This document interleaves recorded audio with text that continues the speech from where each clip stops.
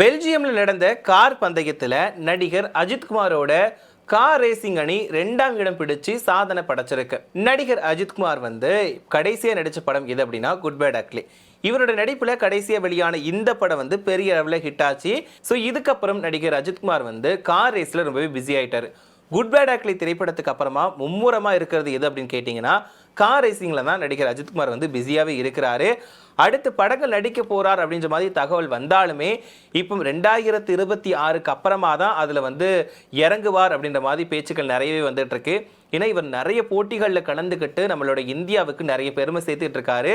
So அந்த வகையில தான் பெல்ஜியமில் நடந்த கார் பந்தயத்தில் நடிகர் அஜித்குமாரோட கார் ரேசிங் அணி கலந்துட்டு இருக்காங்க. இவங்க அங்க 2வது இடம் பிடிச்சு சாதனை படைச்சிருக்காங்க.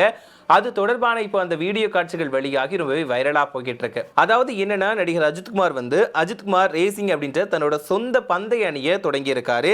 இந்த அணி துபாய், பெல்ஜியம், ஸ்பெயின், அபுதாபி உள்ளிட்ட இடங்கள்ல நடைபெற்ற பல்வேறு சர்வதேச போட்டிகளில் கலந்துக்கிட்டு நிறைய சாதனைகளை படைச்சிருக்காங்க. இப்போ ரீசெண்டாக பார்த்தீங்க அப்படின்னா பெல்ஜியமில் நடந்த 24H series GT3 Pro AM அப்படின்ற கார் பந்தயத்தில் நடிகர் அஜித்குமாரோட ரேசிங் அணி கலந்துக்கிட்டு 2ஆம் இடம் பிடிச்சிருக்காங்க.